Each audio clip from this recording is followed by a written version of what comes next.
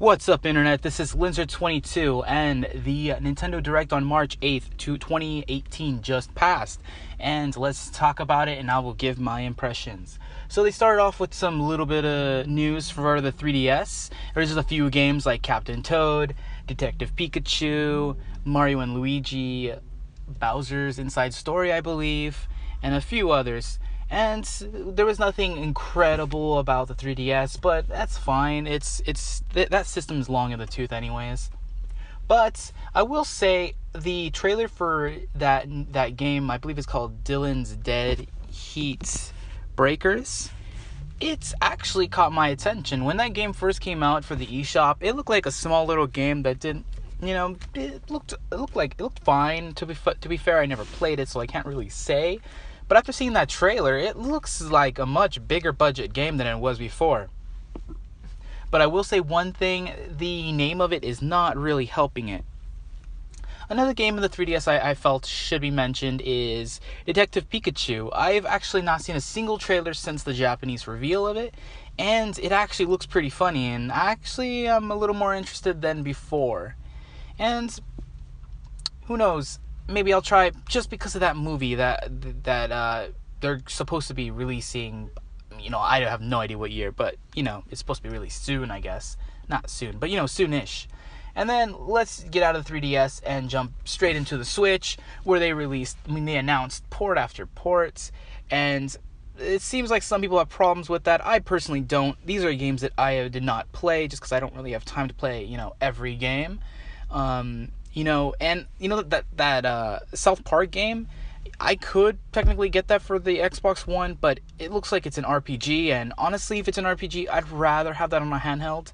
I just don't have all the time in the world to, sit down and play that game. That's one of those games I can turn on, play a little bit, and then turn off, and then here's 10 minutes, I'll turn on again, that kind of thing. And so a lot of these ports I'm totally fine with. Undertale, I never gave it a chance, although after seeing this trailer, just because I'm kind of forced to see the trailer now because it's in a Nintendo Direct, I'm like, oh wait, why haven't I played this game? This looks like a total game I would enjoy. So I will see. Maybe I'll get it on the Switch. Maybe I'll just go to Steam and get it. It depends where I'm at. See, if I have no games in the way, I'll probably just pick that one up. And then, of course, they got into Mario Tennis. And as we all know, Mario Tennis for the Wii U was so plain. It had nothing. It was just like a boring-looking Mario Tennis game. And the only power-up was a mushroom, I believe. I think they didn't even have power-ups. Not power-ups, specials. But don't quote me on that because I don't know. I almost bought the game for $10, but I thought that wasn't even enough to pay for that game. Now, let's get into the real juicy stuff, and that's Splatoon. Now, Splatoon is a game I still play every now and then. My wife plays the game way more than I do, and she'll pretty much destroy me at any mode. But it's a fun game. And it looks like version 3 is going to come out, which is cool. I'm glad they're continually updating that game. But then they showed the paid DLC. Now, the paid DLC is something that I've been looking forward to for a long time. When the first Splatoon came out, I finished the game, the story mode, and I thought the story mode was so good. The final boss was terrific. But then that's it. There was nothing else to do. And I kind of hoped maybe they'll release DLC because I'll be on that. But they didn't, and that's fine. And then Splatoon 2 came out, but it came out at a time when I couldn't really, I didn't have time to play because, my daughter was just born. But I still have the game. So now that they announced this new story mode, I'm definitely going to go back, finish Splatoon 2, and then I'm going to get the downloadable content. Now, I'm sure you unlock something with this. So I'm probably going to do this on my wife's account just because I want her to have all the unlockables. I don't really need it as much as she does.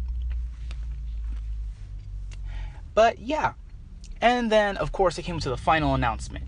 And you see two Inklings, and they both look like the classic Inklings. And you're like, okay, what is this? Is this going to be something related to the amiibos? Are the old amiibos gonna work with Splatoon 2? Don't they already work? Is it gonna be a new thing? What's going on? and then it stops. It just gets dark, and you're like, oh shoot, this actually might be something bigger than Splatoon. Then it zooms in the eye, and then you see that emblem, that Super Smash Bros. Emblem, and you're like, oh shit, finally. And then it says 2018, you're like, yes, this year, I'm ready. That was such a good way of announcing it. I'm so glad they announced that it's not only is that Super Smash Bros. They announced to be in development. It's coming out this year. It has the Inklings in it now, which is terrific, and it looks like Link is sporting his Breath of the Wild outfit. So I'm 100% excited for that, and I can't wait to have more information. I'm pretty sure that this E3 is gonna pretty much be the E3 of Super Smash Bros. For Switch. And I also cannot wait to see what it's going to be called. I hope it's not going to be called Super Smash Bros. For Switch. I hope it has a good sub-name. Anyways, that was my opinion, my impressions on the Direct. What do you guys think? Were you guys excited about the Direct? Was there anything that you guys felt could have been better? Let me know down below.